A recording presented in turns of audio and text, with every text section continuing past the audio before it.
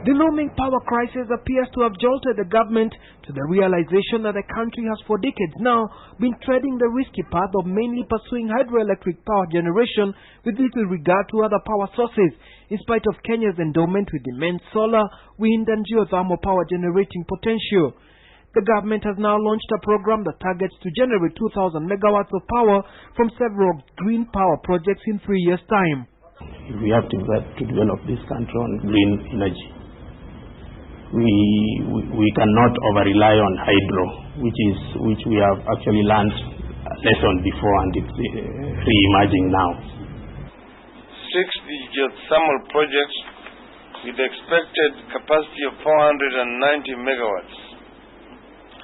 7 wind power projects with the expected capacity of 810 megawatts.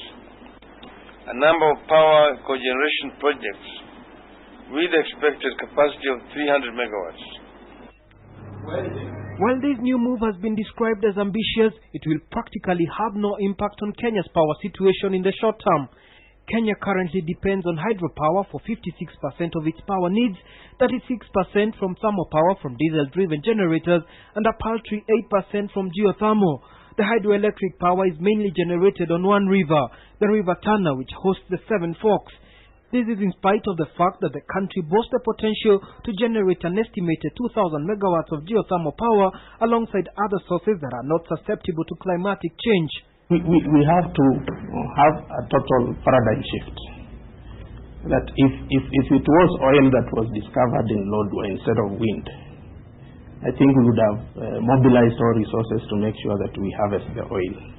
If it was oil discovered in the Rift Valley Olkari area, we would have mobilized resources to make sure that we harvest rain. Now, these alternative sources of energy actually should be looked at in the same aspect.